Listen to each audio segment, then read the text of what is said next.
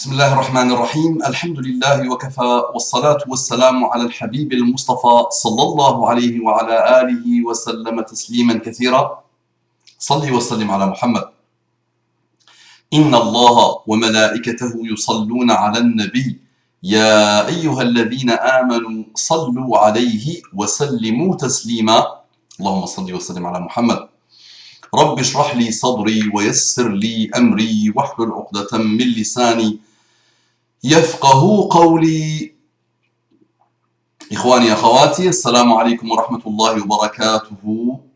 Mes frères et sœurs en humanité, bonjour, bonsoir, qu'Allah vous accorde la guidée et ses délices. Nous allons parler de la tazkiya. Je tire ces argumentaires très logiques, mais nos frères ne veulent pas entendre et malheureusement ils n'ont jamais ouvert un livre. C'est pour cette raison. Et ceux qui ont ouvert des livres, malheureusement ils sont pris, possédés par Shaitan de l'orgueil. Mais c'est tiré du livre, un livre qui déstabilise et qui fait très mal, très connu, qui circule sur Internet depuis quelques années maintenant, et qui déstabilise nos frères matralistes, qui a été vraiment très complet, machallah, parmi les livres francophones, qui est très complet. Je conseille mes frères et sœurs, matralistes ou pas, de le lire au moins une fois dans leur vie. Ça les aidera beaucoup. Et dès que leur enfant commence à comprendre, qu'il leur donne ce livre à le lire 1, 2, 3 fois pour qu'ils soient immunisés à vie des fonctionnements des sectes, quelles qu'elles soient. Bismillah. Comprendre la tazkiya. Comprendre la tazkiya. L'un des arguments les plus souvent cités par ceux qui sont tombés dans le taqlid aveugle envers le cheikh Rabi' al-Madkhali, ce sont les tazkiya. Les éloges que le cheikh a pu recevoir de la part d'autres savants. Sallu ala Muhammad. Sallu encore ala Muhammad sallallahu alayhi wa sallam. Donc le cheikh a pu avoir d'autres savants. J'étais un peu déconcentré. Je dois rappeler, le madkhalisme, n'oubliez pas, le madkhalisme, deux choses, un acharnement sans fin, renouvelable et renouvelé à vie contre les savants, les prédicateurs, les réformateurs, les chouyours, les imams et plus globalement contre tous les musulmans qui ne sont pas d'accord avec les matralistes. Le matralisme, une secte née il y a une vingtaine d'années et qui se déploie corps et âme tout le temps, sans arrêt sur une vingtaine d'années maintenant, à combattre, à dénigrer, à insulter, à rabaisser, à manger la chair, à déshonorer, à attaquer même les niyyas, à attaquer l'honneur des savants, des réformateurs, des imams, des chouyours, des prédicateurs. Ça, c'est le premier socle. Le deuxième socle, le deuxième fondement, c'est du lèche-boutisme, de l'hypocrisie, mettez ce que vous voulez, du tamalluq, aux dirigeants quels qu'ils soient, et même la parole, même l'écrit, rien.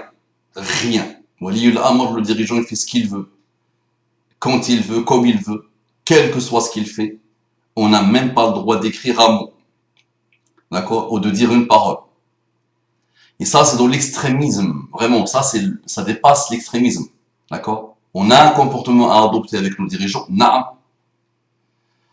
Mais là, c'est dans l'extrémisme, ça dépasse vraiment l'entendement. Donc, ils ne ratent pas leur savant, d'accord, mais ils ne voient rien, ils ne veulent rien voir.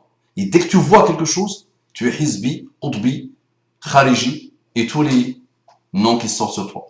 D'accord. Donc les tazkiya na'am, le jeune, le pauvre, miskin, le pauvre, ne sait même pas lire, wala hawla wala quwwata illa billah, le français, l'arabe, walou, vraiment walou, aucune culture générale, aucun adab. Il vient m'attaquer, subhanallah, il vient attaquer ses frères. Nous, c'est pas grave, nous sommes des ignorants et des innovateurs, mais des savants. Et donc là, ils nous disent tazkiya. Donc j'avais déjà parlé sur une dizaine de minutes d'une logique pure et implacable sur l'histoire de tazkiya, mais j'ai en face de moi des gens, subhanallah, wallahi, qui ont moins de cerveau que mes propres filles. Une qui a aujourd'hui 3 ans et quelques mois, et la plus âgée qui a aujourd'hui 8 ans. 3 ans et quelques mois. 5 ans, 6 ans et 8 ans. Et les 4 sont beaucoup plus intelligents que la majorité de ceux qui viennent attaquer. Et les 4 sont beaucoup plus logiques que la majorité de ceux qui viennent attaquer et rabaisser. Et que quoi que tu fasses avec eux, l'orgueil, dit Allah subhanahu wa ta'ala dans le Coran. Ils ont bu dans leur cœur l'ajl. Qawm Moussa, le peuple de Moussa, ceux qui ont adoré l'ajl. Ils ont bu ça, imagine que tu bois l'orgueil, et tu bois le mal, et tu bois l'ignorance. On va parler de ces histoires de tazkiya. Donc, ce sont les tazkiya, les éloges que le cheikh a pu recevoir de la part d'autres savants ou personnalités reconnues comme telles, qui ont été ses enseignants et professeurs, ou qui ont une autorité certaine ou prétendue. Cet argument est normalement pour tous ceux dont Allah a gratifié d'un minimum de science islamique. Absolument pas une preuve légale pour disculper un individu de l'erreur, voire de l'égarement. Car une tazkiya ne prouve absolument rien dans l'absolu. Logique ou pas? Billahi alayk. Une tazkiya ne prouve rien. Rien dans l'absolu. Et juste, yallah, ouvre Allah, ouvre, afak, je le sais. Ça manque de formation, ça manque de adab, ça manque de beaucoup de choses. Mais juste réfléchis. Pose-toi et réfléchis. Billahi alayk. Pour une fois. Retrouve l'innocence de ton cerveau d'il y a quelques années. Retrouve sa pureté. Bismillah. Il en va ici de la compréhension même de cette notion de tazkiya. Tout débat ou analyse scientifique basé sur le Coran, la Sunna et les preuves authentiques, dans lequel est démontré les erreurs certaines et les égarements vérifiés d'un individu, et où on rétorque pour la défense de celui-ci qu'il y a des tazkiya, montre bien la défaillance scientifique et le faible niveau de compréhension de ce qu'est une tazkiya. N'est-ce pas? N'est-ce pas, les amis? Donc le monsieur fait une erreur, le système de pensée complètement est que erreur sur les deux domaines qui m'intéressent. Et moi je m'intéresse actuellement au domaine qui est de détruire le travail des savants et de saper leur travail, des prédicateurs, des imams, des chouyours et toute personne qui est différente des matérialistes. Et ça, c'est ce socle-là qui m'intéresse, c'est ce fondement-là du matérialisme qui m'intéresse. Donc c'est erreur sur erreur. Mais il n'y a pas un savant, deux, c'est la totalité des savants autres que les matérialistes. Posez-leur la question, ils vont vous dire c'est une secte innovatrice, grave, dangereuse.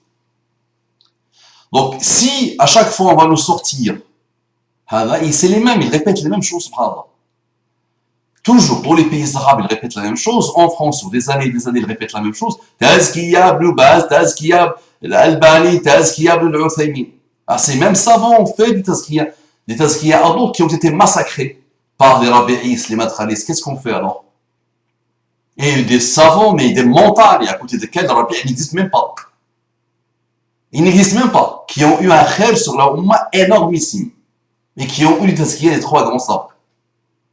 Qu'est-ce qu'on fait? La tazkiya marche là, il ne marche pas ici, c'est ça? On continue. Sallu ala Muhammad.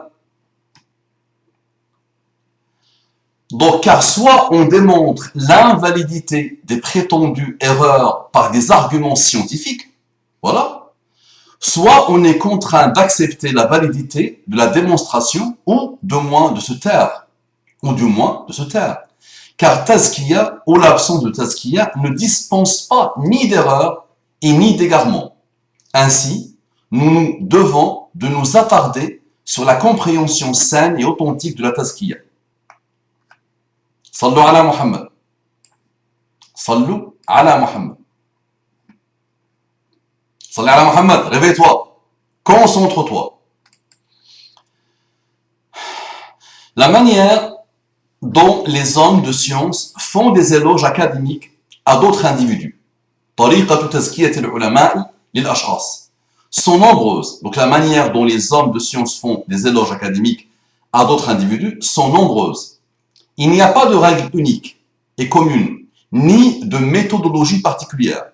Cela est laissé à l'appréciation propre des savants, au cas par cas. C'est pourquoi on trouve dans l'histoire de la science islamique, de ses débuts jusqu'à notre époque moderne, différentes manières de faire des éloges. Une importante recherche nous a permis de les résumer comme ce qui suit. Et parmi ces diverses manières, il y a, sallu ala Muhammad, la manière auditive, minha sama'iyya, c'est-à-dire en se basant seulement sur la notoriété de la personne parmi les gens du commun et des étudiants en sciences religieuses. Donc il suffit que le savant entende parler de la personne, de l'homme de science, du savant, et il peut faire une tazkiyya, juste de ce qu'il a entendu. Deux, le deuxième type du tazkiyya, la manière visuelle, minha basariyya, le savant reconnu fait une tazkiyya sur une personne ou un groupe selon ce qu'il a vu de leur état. Al-alim al-thiqatu yuzakki ar-rajula aw al-firqata bihasbi ma dhahara lahu min halihi. Il va le voir, il va l'observer, il fera une tazkiyya de ce qu'il a vu. 3. Sallu ala Muhammad. Il peut aussi lui faire tazkiyya d'une seule assemblée ou en lui écoutant une seule cassette ou avoir lu un ou plusieurs livres ou même un passage d'un livre cité par un autre savant reconnu. وقد يزكيه من مجلس واحد أو من شريط واحد سمعه له أو من كتاب واحد قرأه. Donc, il suffit qu'il écoute une intervention, il suffit qu'il lise un livre ou un passage d'un livre et qu'il fait une éloge. Il dit voilà, sur ce domaine-là, dans cette partie-là, cet homme de science, cet étudiant en science, ce savant, et je lui fais une tazkiyya, c'est quelqu'un qui a excellé dans ce domaine par exemple.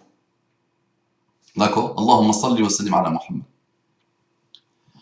Parfois, le cheikh fait des tazkiyya d'encouragement pour les débutants dans la science et prédication. الشيخ يمكن في بعض الأحيان أن يمنح تزكية تشجيعية للأشخاص المبتدئين في العلوم الدينية والدعوة. Et ça, on le voit tous. Quand tu enseignes à quelqu'un, qu'il soit enfant ou adulte, parfois tu l'inondes de tazkiyya, tu l'inondes d'éloges. Tu peux même lui dire, Wallah, toi, tu auras un très grand avenir. Tu peux l'écrire, tu peux le dire, tu peux le citer. Quand tu vois la rigueur d'une personne, l'implication d'une personne, le travail d'une personne. Est-ce que cette tazkiyya-là, que je peux faire à un de mes étudiants, moi qui est ignorant et innovateur, nous avons tous, comme ça. Et les savants ne dérogent pas à cette règle. Quand tu vois quelqu'un qui travaille, qui se déploie peut-être, qui a sur un état précis dans sa quête de science, parfois dans sa jeunesse, tu peux lui dire, tu peux lui faire des éloges, des tazkiyya pour qu'il continue, pour le remotiver, pour le booster, pour le fédérer, Inch'Allah.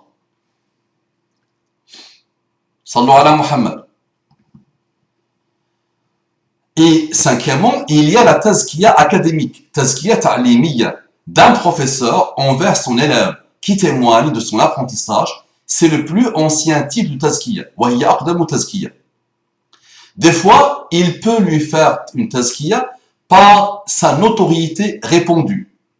وَقَدْ يُزَكِّيهِ لِاسْتِفَاضَةِ شُهْرَتِهِ, ou par ce qu'il est rapporté aux savants par les gens qui sont autour de lui, et ceci par plusieurs façons.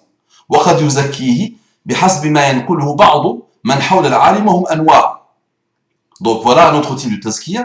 Donc selon ce qu'il reçoit, selon la notoriété de la personne, il peut lui faire tazkiyya. Donc il y a plusieurs sous-types de tazkiyya de ce type. Il peut avoir des personnes attachées passionnément à l'individu, en lui rapportant que ses paroles justes, alors le savant ne peut juger que de ce qu'on lui rapporte. فمنهم المتعصب للشيخ المسؤول عنه للشخص المسؤول عنه فيأتي بكلام للشيخ موافق للحق فيحكم الشيخ بما وصل إلى علمه.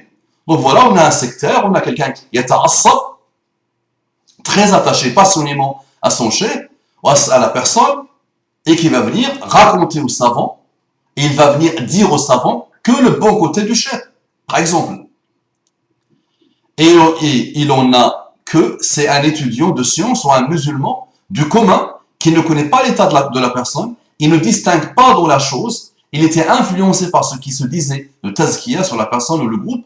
Ainsi, le cheikh lui répond selon sa question. ومنهم من قد يكون طالب علم أو عاميا لا يعلم بحال المسؤول عنه وليس هو ممن يميز النحل والآراء ويكون أيضا ممن قد تأثر بما يسمع من تزكية المسؤول عنه فردا أو فرقة فيجيب الشيخ بحسب ذلك.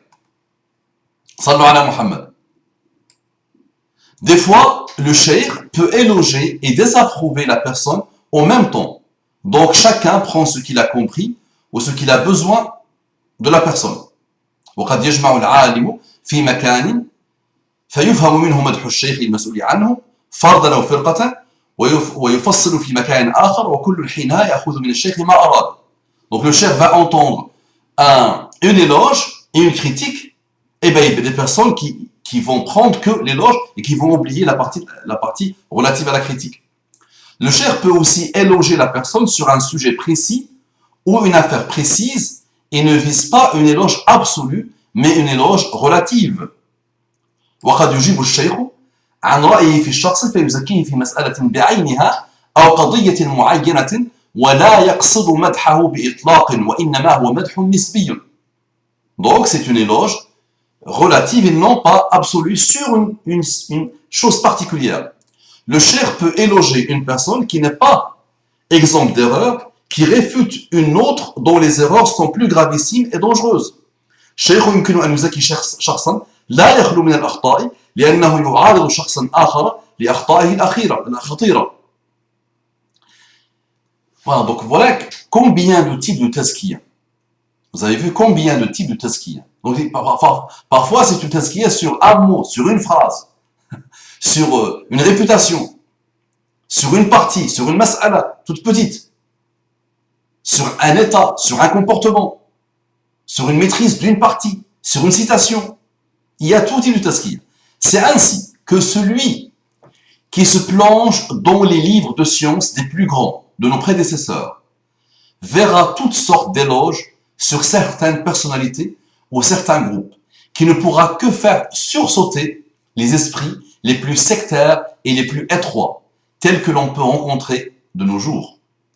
Regarde par exemple comment Abu Ismail al-Harawi et al-Jilani ont été défendus par Cheikh al-Islam ibn Taymiyyah malgré leur erreur monumentale, étant donné que leur démarche avait pour objectif de défendre l'islam et la sunna. D'accord? On continue. Sallu ala Muhammad. Ou bien l'éloge d'Ibn al-Qayyim sur le livre Manazil al-Sa'irin d'Al-Harawi, sur lequel il dénonce pourtant des choses qu'il considère comme inadmissibles. Donc il fait l'éloge, et malgré ça, il dénonce les choses inadmissibles. Ainsi, de nombreux savants utilisèrent et élogièrent le livre de l'imam al-Ghazali, Tahafut al-Tahafut, un livre que je vous conseille vivement. Excellent livre. Tahafut al-Tahafut. Tahafut al-Falasifa, astaghfirullah, Tahafut al-Falasifa. Le deuxième livre, c'est Tahafut al-Tahafut, l'Ibn Rushd. Ibn Rushd, Averroès, avait répondu à Al-Ghazali en écrivant un livre pour répondre à Al-Ghazali qui s'appelle Tahafut al-Tahafut. Mais le livre de Al-Ghazali, c'est Tahafut al-Falasifa. Donc ainsi, de nombreux savants utilisèrent et élogièrent le livre de l'imam Al-Ghazali, Tahafut al-Falasifa, contre les adeptes des innovations issues de la philosophie grecque. Ou bien son livre Radd al-Jamil ilahiyat Isa li sarih al-Injil, réfutant la divinisation de Isa par les chrétiens, alors qu'en même temps ils appelèrent à brûler son livre. Ihya Ulumuddin. Donc voilà, il y a des savants qui ont beaucoup élogé des travaux de Hujjat al-Islam, quelques-uns l'appellent Hujjat al-Islam. Des savants qui ont fait beaucoup d'éloges sur quelques livres de Hujjat al-Islam al-Ghazali, Abu Hamid al-Ghazali, et qui ont demandé de brûler son livre, Ihya Ulumuddin. Un excellent livre, Ihya Ulumuddin. Comme ça, je vous donne encore une raison pour me détruire. C'est un livre, on sait qu'il est plein de hadiths daïfs. Et même de hadiths mawdou', plus de 70%. D'accord? Mais il y a des choses bénéfiques à tirer de ce livre. Mais ça, je le dis à qui, ça? De même, beaucoup de savants de la Sunna ont loué le niveau très élevé d'Abul Qasim al-Zamakhshari. Excellent, c'est un homme excellent en arabe littéral. Dans la langue arabe et de sa grammaire, dans son tafsir, il a même un tafsir du Coran, alors qu'il était mu'tazilite. Et tu vas trouver des livres de gens de Sunna, des gens de Sunna, des gens de l'école salafiyya, qui mettent parmi les livres qu'ils conseillent de l'exégèse du Coran, ils te mettent le livre de Zamakhshari, en rappelant qu'il est mu'tazilite. Donc il a du bien, et il a aussi des choses qui ne sont pas bien, qui sont moins bien. Combien d'exemples nous avons d'éloges de savants ayant de grandes divergences dans le dogme mu'tazilite, virgule, murji'a, virgule, ash'ari, et de certains de leurs livres qui défendaient les compagnons et la sunna contre les accusations rafidites ou kharigistes. Donc sur des livres où ils ont répondu à des rawafid et des khawarij, les savants ont fait des éloges sur eux. Par exemple, Sallu ala Muhammad. Combien d'exemples nous avons d'éloges de savants ayant de grandes divergences dans le dogme mu'tazilite, murji'a, ash'ari et de certains de leurs livres qui défendaient les compagnons et la sunna contre les accusations rafidites ou kharijites. Combien d'exemples avons-nous de savants qui élogièrent d'autres livres de savants mu'tazilites parce qu'ils luttèrent contre les croyances ésotériques des batinites ou des qarmatites, qarmat, al-qaramita et al-batiniya. Je connais ça en arabe. Al-batiniya ou al-qaramita. Donc en français, ils mettent qarmat. Combien de savants de la sunna ont élogié le livre d'Al-Jahid? Al-Jahid, très connu, très reconnu. Il a des travaux qui sont très très connus. Et qui ne connaît pas Al-Jahid? Un grand savant mu'tazilite, et ont puisé sur cette excellente réputation contre le dogme chrétien de la Trinité. D'accord? Donc combien de savants de la Sunna ont élogié le livre d'Al-Jahid, un grand savant mu'tazilite, et ont puisé sur cette excellente réputation contre le dogme chrétien de la Trinité. Regardez comment Ibn Taymiyyah peut faire des éloges dans certains domaines d'Ibn al-Arabi. Qui ne connaît pas les dérives d'Ibn al-Arabi et de ses disciples, alors que nous savons tous qu'il s'est fortement opposé à plusieurs de ces croyances dangereuses qui favorisent l'innovation, le shirk, la mécréance et le charlatanisme. Là, les madkhalistes, là, ils sont dans un autre monde. Ils n'arrivent pas à croire tout ça. Regardez comment Al-Dhahabi, voilà, Allah, vous devez apprendre sur Al-Dhahabi, Siyar A'lam al-Nubala, phénoménal. Phénoménal. Il prend un zindiq, un libertin, même si le mot libertin est mauvais pour traduire zindiq. C'est quelqu'un qui se moque de la religion d'Allah subhanahu wa ta'ala. Il va prendre pour faire sa biographie. Il va dire, voilà son bien et voilà son mal. Un zindiq. Il va prendre les pires des égarés. Les extrémistes égarés des soufis par exemple. Et il va dire, voilà, il était connu par ça, les choses bien. Et il va aussi rappeler les choses mal. Un livre très connu et reconnu dans la Ummah islamiyya, Siyaru A'lam al-Nubala. Ouvrez-le une fois dans votre vie, Inch'Allah.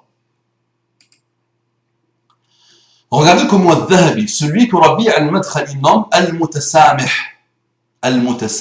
l'indulgent, le gentil, fait l'éloge dans plusieurs de ses livres de certains savants soufis qui ont excellé dans le hadith ou dans d'autres domaines, alors qu'ils récusent même leur innovation dans certaines pratiques et croyances. Et nous comptons plus le nombre considérable de savants qui firent des éloges à des individus ayant acquis une science considérable à un moment précis, mais qui ensuite sont tombés dans les innovations et les égarements. Va-t-on dire qu'ils ont des tazkiyas pour les innocenter et les défendre? Les exemples de tout cela sont si nombreux qu'ils pourraient remplir plusieurs bibliothèques. n'en déplaise aux esprits les plus simplés et sectaires. Tout ceci pour démontrer que les tazkiyas ne sont pas absolues et éternelles, mais relatives et temporelles. التزكية ليست مطلقة ولا دائمة ولكن نسبية وزمنية. Pour conclure sur ce domaine de la tazkiya et faire comprendre sa réalité au lecteur, nous ne pouvons pas terminer sans énoncer que la tazkiya ne peut être comprise sans comprendre le thème de l'infaillibilité. L'infaillibilité des imams et des savants ne fait pas partie de la croyance sunnite orthodoxe, mais de celle des batinites et des chiites et de certains innovateurs soufis extrémistes qui se réclament de la sunna. Ceci influe sur la saine compréhension de la tazkiya, car comme l'infaillibilité n'existe pas, la tazkiya ne peut pas être absolue, mais seulement relative dans le temps et dans son champ d'application. Et on ne pourrait pas faire de tazkiya si celle-ci serait exclusivement perçue comme un gage d'infaillibilité absolue. Vous comprenez tout ça ou pas? Ou vous regardez le début de mon intervention et vous arrêtez, et vous me crachez dessus, vous crachez sur votre ordinateur ou sur votre portable et vous venez tapoter. Ah, c'est toi. Là, ce sont des heures et des heures que je t'ai consacrées. Écoute-les en entier. Déjà, l'adab. Écoute-les en entier. En entier. C'est bon, arrête de trembler comme un malade mental. Et le malade mental, il a tout mon respect, toute mon affection. Il n'a pas cherché à être malade mental. Mais vous voulez être des malades mentaux, mais vraiment malades de l'égarement et de l'ignorance. Attends, écoute toute la série, Inch'Allah, visionne-la, revisionne-la, d'accord? Revisionne s'il faut encore, compare, cherche, prends du temps, approfondis, analyse, enlève les lunettes d'orgueil, d'ignorance et de sectarisme, de l'asabiyya. Donne-toi le temps, donne le temps au temps, 1 mois, 2 mois, 3 mois, 4 mois, 5 mois, 6 mois de recherche, et de nuit blanche s'il le faut, comme ça tu te débarrasses à vie, et après viens. Viens, moi je te consacre le temps que tu veux. Je prends ton téléphone, je te consacre le temps que tu veux. Tu ne me crois pas moi? Contacte tes savants. Contacte tes hommes de confiance. Pas les madralis, attention. Tu les contactes, ils vont rapide. Si tu veux, moi, wallah, je vous défie, si vous voulez. Moi, je peux vous faire 3 mois de rappel des madralistes. Je peux vous le faire. Je peux vous résumer, mais ça ne durera pas 3 mois, malheureusement. Ça se fait en 1 heure, les madralistes. C'est la même cassette. Cassée. Qui se répète et qui se répète, qui se répète. Wallah, vous allez voir, ah, vous Madrali, il est beau, oh là là, qu'il est brillant, oh là là, j'aime bien ça, ce qu'il me raconte. Moi, je sais faire, les amis. Wallah, ça, d'accord? Calmons ça, pour Allah. Salli ala Muhammad. Salli ala Muhammad. Donc, ceci influe sur la saine compréhension de la tazkiya. Car comme l'infaillibilité n'existe pas, la tazkiya ne peut pas être absolue, mais seulement relative dans le temps et dans son champ d'application. Et on ne pourrait pas faire de tazkiya si celle-ci serait exclusivement perçue comme un gage d'infaillibilité absolue. Or, dans la croyance sunnite orthodoxe, nul n'est infaillible. Nul n'est infaillible. De toute personne, il y a à perdre et à laisser, à prendre et à laisser. De toute personne, il y a à prendre et à laisser. Comme disait l'imam Malik, il n'y a pas parmi nous quelqu'un qui a réfuté et qui a été réfuté, sauf le propriétaire, sauf l'habitant de cette tombe, Muhammad sallallahu alayhi wa sallam. La tazkiya ne peut donc pas dépasser ces 2 limites que nos grands prédécesseurs ont fixées en parfaite compréhension des sources authentiques que sont le Coran et la Sunna et l'ijma' des compagnons. C'est pourquoi, comme nous l'avons vu, les hommes de science peuvent éloger des individus ou groupes de différentes manières, pour différentes raisons et dans différents cas de figure. Rien de cela n'est surprenant pour celui qui est habitué à s'immerger dans les profondeurs de la science, et non pas celui qui ne voit que de loin sa surface. La tazkiya absolue sur un individu, tazkiya mutlaqa, n'existe pas.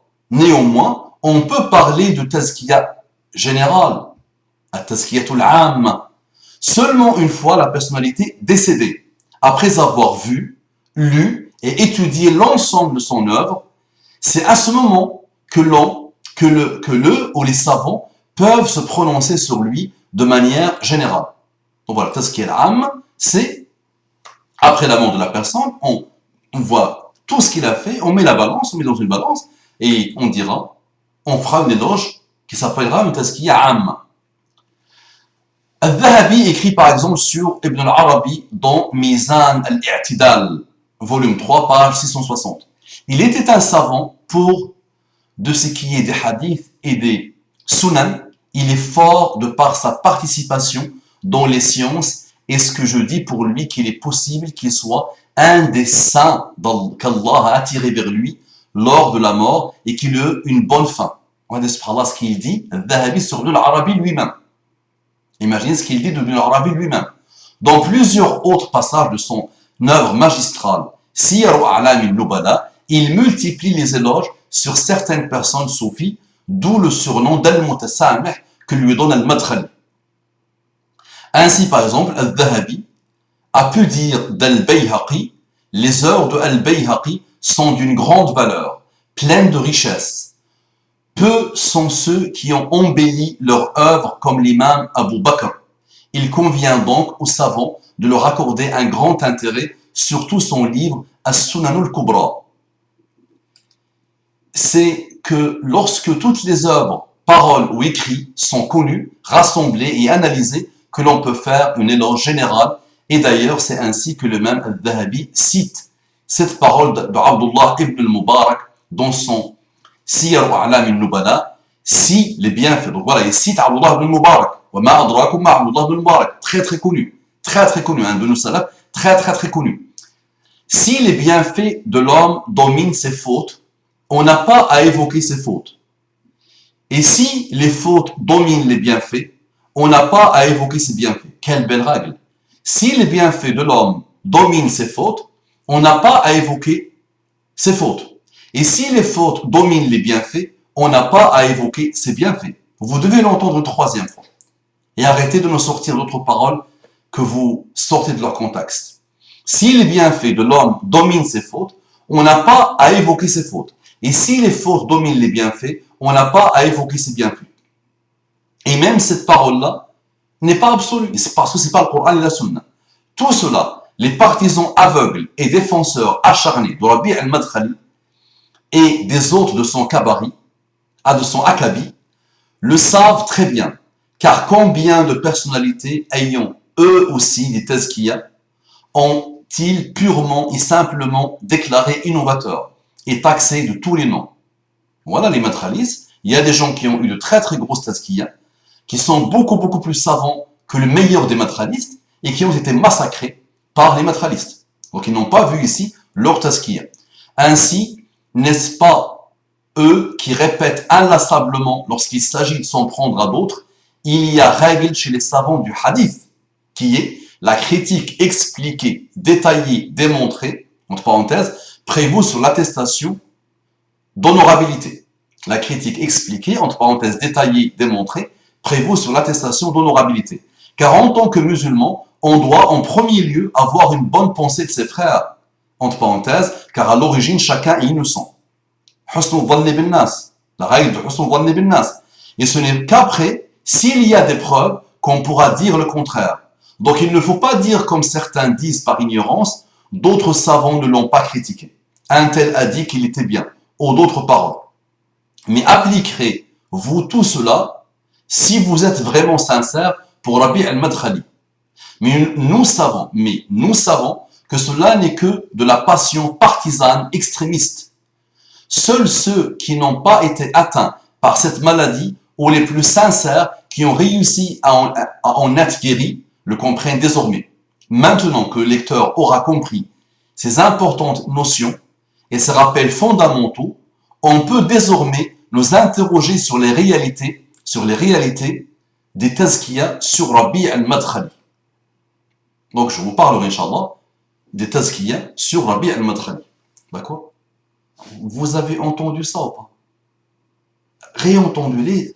Allez, faites le maximum pour le réentendre encore, supportez-moi encore. Prenez des livres, prenez ce même livre-là, lisez-le, étudiez-le, Inch'Allah, et ça fait. Allahumma salli wa sallim ala Muhammad. Et arrête devant une critique de ce cheikh que tu idolâtres. À chaque fois que quelqu'un lui critique ou critique son système, moi, ton cheikh, Wallah, il ne m'intéresse pas. Et Wallahi, je demande et je demanderai à tous ceux qui m'écouteront de lui faire du dua, qu'Allah l'agrée, vivant et mort, qu'Allah lui accorde sa satisfaction. Tant que cette vidéo existe, si elle dure des millions d'années, que à chaque fois qu'une personne l'écoute, qu'elle fasse des doigts pour Rabi' al-Madkhali, pour tous les Madkhalis du monde. D'accord? Moi, ce qui m'intéresse, c'est un système de pensée complet qui a produit un cancer, une tumeur, qui ravage la Ummah, et qui empêche son unification, et qui la parasite, et qui l'occupe dans beaucoup de malheurs, malheureusement. Donc arrêtez, à chaque fois qu'on vous parle, qu'on critique le système du madkhalisme qui a vraiment fini avec les musulmans, et qui a fini avec la salafiyya, arrêtez de dire tazkiya, tazkiya, tazkiya. Parce que les chouyours, les trois chouyours qui ont fait tazkiya, ou d'autres chouyours, qui ont fait des tazkiya al-madkhali, eux-mêmes ne sont pas infaillibles. Eux-mêmes ne sont pas infaillibles. Et si on veut appliquer sur eux-mêmes les méthodes de al-Madkhali, on les sort de la religion d'Allah. Imaginez. Si on prend les trois et on le répand, on les sort de la religion d'Allah. Et il y avait un madkhaliste qui avait écrit des merveilles malheureuses pour contrer l'Albani, par exemple. Et celui-là, après, il a été éjecté par le Madkhali, pas pour cette raison, parce que les Madkhalis s'entretuent à chaque fois, finissent toujours par se lancer des guerres. Est-ce qu'on pourra dire que Bachamil, quand il avait écrit sa réfutation de l'Albanie, et il a été vraiment très dur avec lui, très frontal avec lui, à l'époque. Qu'est-ce qu'on peut dire? Si on applique là, le mizan, le mauvais, c'est pas un mizan, le dogme là, bizarre, de Jarh wa Tajrih des madkhalistes, il n'y a plus personne qui reste. Il n'y a personne de la Ummah qui reste. Il n'y a vraiment plus personne. Il n'y a plus de savants qui restent. Ils sont tous morts, c'est fini. On finit avec la science. Et c'est ce qu'ils ont fait actuellement. Malheureusement, c'est ça. À part les Madkhali, et leur espérance de vie est toute petite. L'espérance de vie de leur relation est toute petite. Ils finissent toujours par se quereller, se polémiquer et faire des tonnes et des tonnes et des tonnes et des tonnes. Chacun répond à l'autre, chacun dénigre l'autre, chacun massacre l'autre, chacun sort l'autre de la salafiyya. Donc ça fait baraka, basta, on arrête. À chaque fois que vous entendez un argument, soyez logique, essayez de le comprendre sans orgueil, sans sectarisme, sans xénophobie, sans méchanceté gratuite, sans fermer les yeux et fermer le cœur et fermer l'esprit. Basta, réveille-toi, qu'Allah te bénisse. Assalamu alaikum wa rahmatullahi wa barakatuh.